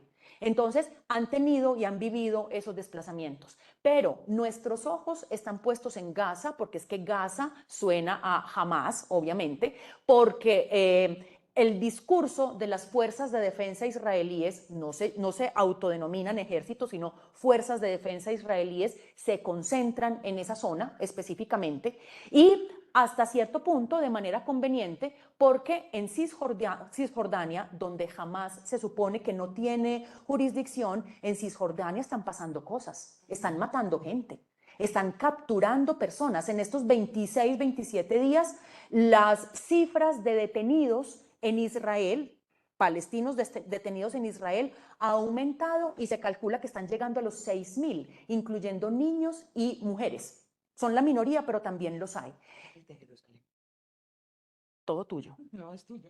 No, tuyo. Entonces, en esa medida, qué bueno que esta intervención, que no necesariamente se conecta, pues como si fuera un responder a las intervenciones anteriores de Claudia y de Memo, sí quisiera enfatizar ese llamado a la conciencia, a que, ojo, los medios de comunicación nos están poniendo unos reflectores en ciertas palabras, en ciertos énfasis, en ciertos eventos, algunos inventados, y están de manera muy conveniente apartándonos de otras formas de violencia, ojo, estructurales, no dependen del 7 de octubre, que se están desarrollando y que ahora se están desarrollando con más fuerza. Así como ahorita les dije, por curiosidad, pregúntenle a ChatGPT, también les digo en este momento, por curiosidad, entren a la cuenta de Twitter del ministro Itamar Ben-Gvir, que es el ministro de Seguridad. Es un ministro que vive en un territorio ocupado, un ministro que podríamos denominar pues como de la línea dura de la extrema derecha del gobierno de Netanyahu, y desde que empezaron estas dificultades y estos enfrentamientos del 7 de octubre, abrió una iniciativa, un dispositivo que busca armar a los civiles. De aquí en adelante tendremos masacres cotidianas con el beneplácito del ejército, porque Itamar Ben-Gvir está haciendo llamado. Ojo, reservistas, vengan, llenen el formulario. Está haciendo campaña por medio del armamento a los civiles. Entonces, esas son las cosas que normalmente no tenemos tiempo de ver en este bombardeo permanente, en el sentido literal y figurado, bombardeo permanente de noticias y de información, pero hay cosas tras bambalinas que se están moviendo y que son poderosas. Bueno, espérate, que a mí me toca el de este lado. Vemos, préstame por favor ese. Pero ojo, Carmen. Ay, me toca por acá. Pero ojo, Carmen, que los kibbutz de todas maneras tienen estructura armada. O sea, ahí la sociedad armada estaba. Pero frente a estas circunstancias que estamos viviendo y ante una violencia desmedida y lo que ha pasado en estas semanas tan intensas, desde un ataque brutal, sin lugar a dudas, pero también con unas respuestas bastante atroces con todos los resultados que ha dado, queda una pregunta que la planteaba un poco Carmen y les voy a cambiar el orden de respuesta. Esa comunidad internacional, ese supuesto gran hermano que desde la Sociedad de Naciones estaban intentando crear para que no nos volviera una gran guerra, con pésimos resultados y si tuvimos una Segunda Guerra Mundial. Esa ONU que se configura a partir de ahí, ¿qué papel está teniendo y quién podría ser para llegar a una intermediación en esta situación? Quizás no resolver el conflicto, pero sí al menos bajarle a esta intensidad. Tienes el uso de la palabra en primer lugar. Espérate, ya te devuelvo el interno. Memo. Vamos también con 5. Que son hipotéticos muchas veces, nuestros muchachos son bastante, pero ha sido muy, muy importante y entretenido. Dale, Carmen. Gracias, Diego. Intentaré, no estoy pensando en que lo tengo en la mano y de pronto no sé. Es que me lo mueven mucho, se ok. me animan como Claudia y creo que los de... Les hacemos un daño a nuestros amigos digitales. Entonces, creo que ha sido de conocimiento general, que ha tenido visibilidad y resonancia el papel, yo diría, mínimamente desesperado de Antonio Guterres, levantando la voz, haciendo llamados que no sirven para nada. Pero voy a dejar a don Antonio de lado y me voy a concentrar en un cargo que es honorífico, un cargo de esos que no aparecen en las grandes estructuras. Y quisiera invitarlos también a que lo consideren dentro de sus lecturas alternativas. Este cargo se llama el Relator Especial de la ONU para Palestina y los territorios ocupados palestinos. Este cargo lo desempeña desde hace más o menos 2 años una abogada italiana con formación en derechos humanos, que ha tenido pues un recorrido en este ámbito de las grandes organizaciones y de los organismos multilaterales. Ella se llama Francesca Albanese. Se supone que ella cumple con esta misión en el marco de Naciones Unidas de estar siendo, entre comillas, la conciencia de lo que está pasando en Palestina y los territorios ocupados ante el la gran Asamblea de Naciones Unidas. Francesca Albanese no puede visitar Palestina porque Israel no le da entrada. Francesca Albanese es una persona cuyo oficio y cuyo cargo es denunciado dentro de Israel como un cargo no aceptado, una persona non grata, y le piden la renuncia. Entonces, si tenemos en el mundo un tipo de interlocutor diplomático, porque en este ámbito lo que funciona para Francesca Albanese es lo diplomático, y eso no está ni siquiera resonando en las instancias mínimas, pienso que Naciones Unidas no va a ser nuestra solución. Y eso, muchachos, nos pone en esa misma encrucijada de la que yo les hablaba al principio. Moralmente, ¿dónde estamos? Muy bonito todo el precepto de Naciones Unidas, pero si a la hora de resolver no nos funciona, si a la hora de resolver la comunidad internacional es Estados Unidos, Israel y Gran Bretaña, entonces tenemos mucha intención en papel, pero a la hora de poder ejecutar medidas estamos muy disminuidos. Yo pensaría, obviamente, es más que todo una intuición o un vislumbre, ni siquiera tiene un conocimiento o una base firme en la cual yo me pueda respaldar. Pero yo pensaría que Qatar, así como lo comprobó con estas liberaciones de estas personas que jamás entrega, puede llegar a tener un papel más grande, más fuerte y operativamente significativo que lo que Naciones Unidas pueda hacer o no hacer. Perfecto. Memo, la misma pregunta. ¿Quién crees que puede ser ese gran hermano, te lo pongo por aquí, para que intente mediar o cómo desescalar esta situación? A ver, yo primero que todo estoy de acuerdo, pues la ONU es un club más y el conflicto de Palestina es un negocio de las ONGs. Ojo, pues vamos también a ponerlo claro. Hay un montón de gente viviendo de los refugiados que les interesa que sigan como refugiados, ¿cierto? Que no han dado la idea de cómo se va a convivir, qué industrias vamos a construir, de qué manera nos vamos a encontrar, porque en ese lugar lo único que se puede hacer es la convivencia. Cualquier cosa que se haga, por violenta que sea, son raíces para el próximo conflicto. Eso son puras semillas para el próximo conflicto. O sea que hay que arreglarlo. Y ni siquiera desapareciéndolos. Porque es que el problema es árabe. Que simplemente lo han visto, lo han llevado o lo han situado en Palestina. Porque la memoria de los pueblos es muy cruel. No olvida las guerras. ¿Cierto? Y los árabes no van a olvidar la guerra del 67 ni la del 48. Así como, así como se parten países, hubo uno que se llamó Yugoslavia. Juntemos países, no partamos ninguno, sino que juntémoslo a todos en un país. Se murió Tito y se agarraron a matarse, ¿cierto? Musulmanes bosnios contra cristianos serbios, bueno, eso fue la cosa más horrible del mundo. Entonces todo esto hay que empezar a mirarlo con mucha con algo. ¿Qué es lo que vamos a hacer los que se interesan en el conflicto? O sea, hay que construir. Porque, o si no, volvemos a lo mismo. Mis muertos son más importantes que los tuyos.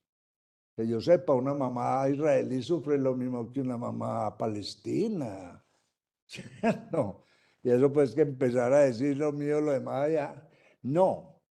¿Qué organismo de constructores se va a crear? Porque yo lo que veo es que allá llegan un montón a la ONU y todo esto, un montón de parásitos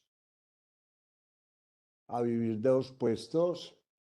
¿Dónde están las soluciones? Es muy fácil estar hablando de muertos, de esto, sí, pero ¿dónde está la solución? Alguna vez le preguntaron al Dalai Lama, ¿qué hacemos contra el hambre en el mundo? Y él dijo, comer. Y los periodistas se les paró el pelo, como que esa respuesta tan boba. Es que para comer hay que sembrar, hay que recoger, hay que cosechar, hay que ponerle precios justos a los productos y todos comemos. Yo creo que hay que hacer eso. De lo contrario, esas son cosas de no acabarse. Vale la pena notar, América está en el mismo proceso. Aquí todavía es un insulto decirle a otro, no seas india querida. Eso es o sea, ¿cuánto se demora eso? Eso es interesante. Claro.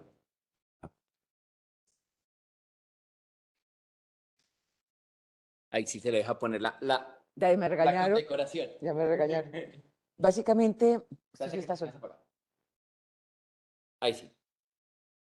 Voy a resolverlo rápido porque yo soy una de las que tengo afán. Un árabe hoy dice, mi abuelo montaba en camello, viajaba en camello, mi padre viajaba en carro, yo viajo en jet, mis hijos viajarán en naves intergalácticas y mis nietos volverán al camello.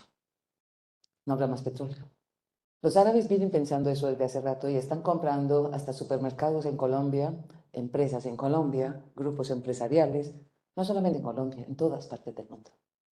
Quien pone la plata pone las condiciones, dice el cuarto principio de la geopolítica inglesa de Halford Mackinder.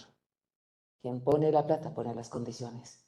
En este momento ha bajado el petróleo aproximadamente cerca de un 7%.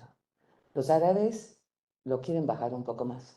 Ya se afirman que si sigue escalando el conflicto que se está viviendo en este momento, suspenderán la producción y podrá llegar a valer el galón de gasolina, el barril del petróleo, $155 a finales de enero, principios de febrero del año entrante. Se tira con la economía de todo el planeta.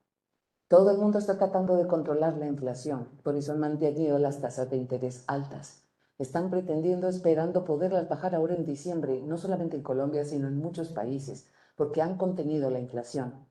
Se está comprando menos gasolina y petróleo porque China ha bajado su sistema de producción, está gastando más de energía eólica, de energía solar, está comprando menos petróleo. Pero los árabes, con Qatar a la cabeza, estoy de acuerdo con Carmen, Qatar es el llamado, en este momento es el que tiene más fuerza y está en la posibilidad de llamar a los países árabes a cesar la producción de petróleo. Cesar es cerrar la canilla. ¿Saben cuánto significa cerrar la canilla un día en dólares? Alrededor de $20. ¿Y saben lo que significa el decrecimiento de una economía esos $20? 0.2%. Si eso ocurre, según los pronósticos de los alemanes que viven haciendo todas esas economías y esas cosas, ayer estaban anunciando, si ocurre la crisis del petróleo que nos están amenazando por el conflicto que se está dando en Palestina, tendríamos que rebajar el crecimiento de la economía del 2024 en 1.8%. Y eso es mucho, y mucho. Y la inflación volvería a subir. Y el espanto de la recesión volvería a aparecer, lo que no les gusta mucho. ¿Quién tiene el poder de hacer eso? Los árabes, que son los que controlan el 73% del petróleo que se maneja en el mundo. Muy triste que no sean las intenciones humanitarias, las preocupaciones por los derechos humanos, sino las cuestiones del bolsillo lo que puedan terminar presionando a organismos. En cuanto a la Organización de las Naciones Unidas, voy a emplear una frase de uno que fue mis profesores de los más queridos, Álvaro Tirado Mejía. La ONU y la OTAN para él eran dos perros viejos llenos de sarna y de pulgas que ladraban echados. Parece que eso no sirva para nada, ¿saben? Los perros que ladran echados detrás de la verja hacen pensar a los ladrones que alguien está vigilando, aunque no sea cierto. Muchísimas gracias.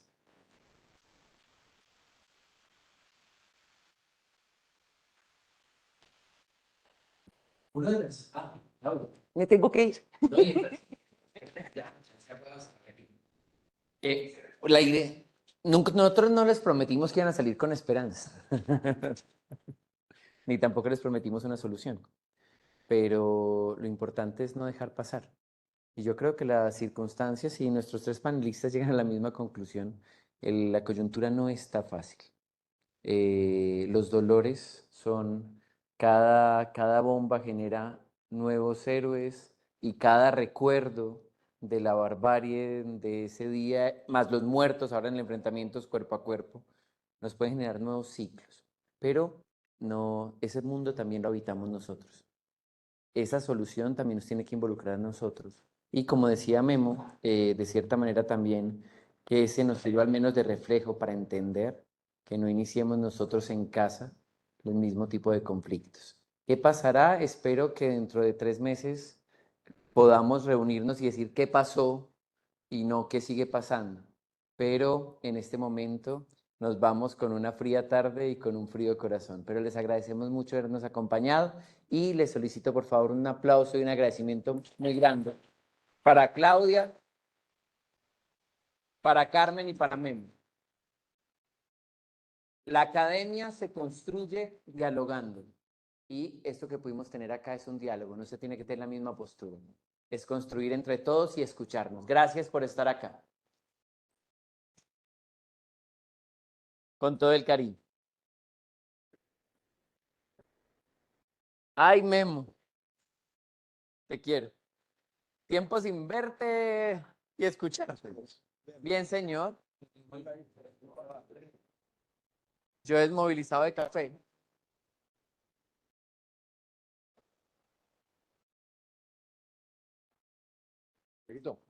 Ciañero.